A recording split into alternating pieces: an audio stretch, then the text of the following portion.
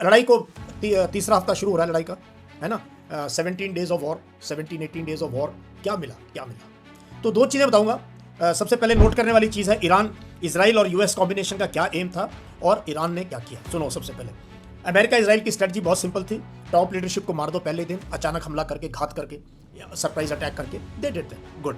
उसके बाद public will rise in revolt, लोग सड़कों पे आ जाएंगे और गुस्सा है उनका क्लर्जी पे। इनकी रिपोर्टर इंट रिपोर्ट ने बताया कि लोग वहाँ बहुत नाराज हैं, तो उस गुस्से में लोग जो है सड़कों पे आ जाएंगे और सड़कों पर आते ही जो है ये इनको आर्म्स दे देंगे, इसराइल और यूएस इनको हथियार दे देंगे, गोलियां चलाएंगे लोग सड़कों पर। स्टारलिंक ऊपर से नेट दे देगा, इंटरनेट दे देगा, प्रोपेगेंडा फैला देंगे और खूब पैसे दे देंगे, खूब पैसे डॉलर ही डॉलर दे देंगे और पूरा का पूरा आईआरजीसी का सिस्टम, अयोतोला का सिस्टम, मजलिस का सिस्टम, पार्लियामेंट का सिस्टम कोलैप्स हो जाएगा।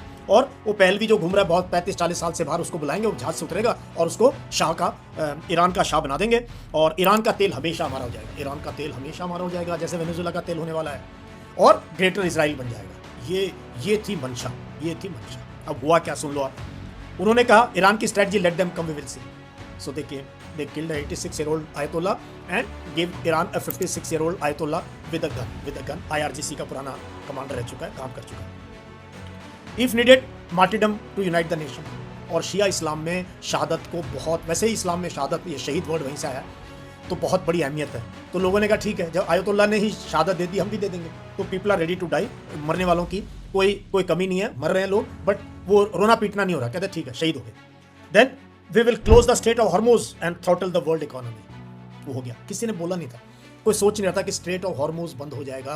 वो चोक पॉइंट है, ऊपर वाले ने इनको दिया है कुछ अरेबियन कंट्रीज को, और ईरान को ऊपर वाले ने क्या दी, ज्योग्राफी दे दी और तेल दे दिया और एक कल्चर दे दिया, एक सिविलाइजेशन मच मोर बिफोर इस्लाम के। इस्लाम तो कितने साल, 1400 साल पुराना रिलीजन है, 1400-1500 के बीच में, but Iranian civilisation is predates Islam, Persian civilisation. तो सिविलाइजेशन भी है, ज्योग्राफी भी, और तेल भी है, तेल भी और लोग भी हैं, और साइंटिफिक बेंट के लोग हैं, let me tell you, Iran में काफ़ी। तो हुआ क्या, तो उन्होंने ये जो है अटैक करने शुरू किया, इन्होंने स्ट्रेट ऑफ हॉर्मुज को बंद कर दिया, उसको माइन कर दिया। अब सिर्फ चाइनीज़ वेसल्स, एक दो हमारी वेसल, एक आधी बांग्लादेश की वेसल ही निकल पाई है वहाँ से, बाकी किसी की हिम्मत नहीं। The largest navy of the world withdrew, went back and scared to enter the strait, scared to enter the strait. तो ये हुआ। यूएस ने सोचा we know one god that is fire power, so with air power will dominate the skies, हम फोड़ देंगे, फोड़ दिया, very good. You and Israel air force, आप दुनिया के किसी भी देश को फोड़ सकते हो, लेकिन a large air force does not guarantee you victory because there are no boots on ground.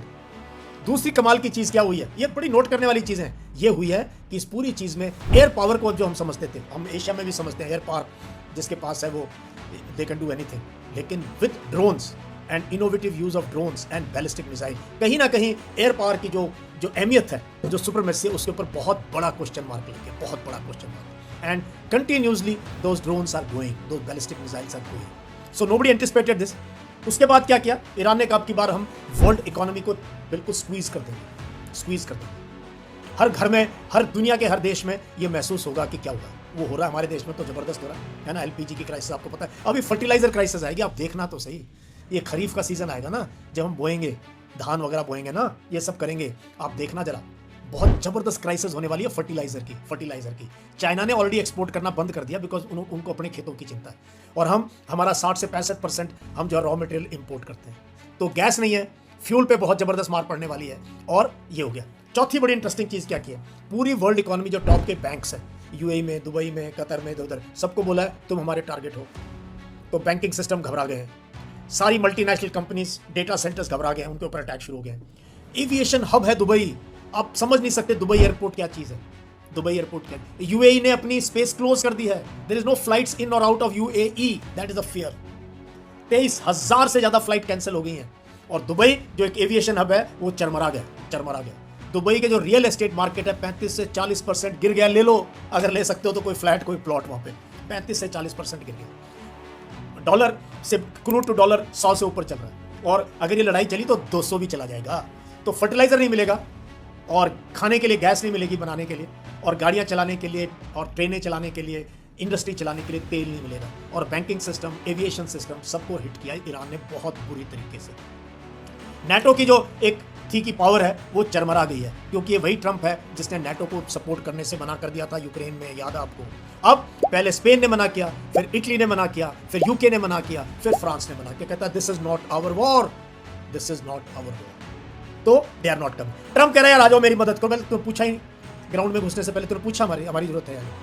अच्छा अब आ जाओ जो मिडिल ईस्ट केस, मैं बहुत जबरदस्त एनालिसिस बता रहा हूँ, ये अखबार नहीं पढ़ रहा अभी, अब जबरदस्त आपको जो मेरे माइंड में जो एक दिन से चल रहा है, देख लो लाइव है कुछ नोट्स बनाए मैं बाकी लाइव ये चमत्कार है भाई, ये चमत्कार है।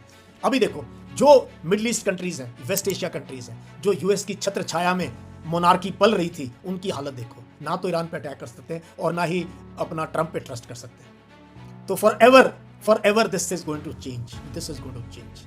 ट्रंप सोच रहा था मैं कर दूंगा 5, 7, 10 दिन में इजराइल की मदद से और ये और हथियार खरीद लेंगे मेरे से, I will go back laughing, me and Netanyahu we will enjoy, और ये मोनार्की भी खुश हो जाएंगे और जहाज ऑर्डर कर लेंगी और एडी सिस्टम ये वो। अब they are penetrating every system, 3-3, 4-4 million की मिसाइल यूज कर रहे हैं एक $500 के ड्रोन को नीचे गिराने के लिए। अब वो भी नहीं है, टॉप की मिसाइल सिस्टम ऑलमोस्ट खत्म। तो ये है, तो बहुत छोटे तरीके से यूएस का एम था रेजीम चेंज, जो वो कर नहीं पाया, तो they are not winning. Iran का एम था just sustain cause disruption, they can not win but they are not losing. तो US is not winning, Iran is not losing. तो ये और जो IRGC का जो मोज़ैक सिस्टम है, अब किसी से ऑर्डर नहीं ले रहा IRGC के कमांडर, उनको ऑर्डर पहले मिल चुके कि अगर ऐसा होता है आपने अपने एरिया में ये करना है।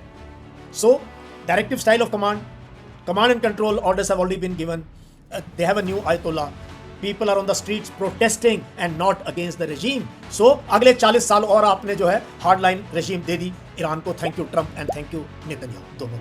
कभी सोचा नहीं मैं, लड़ाई में ऐसे नहीं जाते बेवकूफ़ों की तरह, without planning, without thinking the threat के पास क्या ऑप्शन है, दैट इज थ्रेट हम यूज़ करते हैं। एनमी क्या कर सकता है, इन्होंने वॉर गेम नहीं किया, ये सोचते हैं व्हाइट हाउस में बैठ के बटन दबाने से नीचे लोगों को मारने से बात बन जाएगी, हुई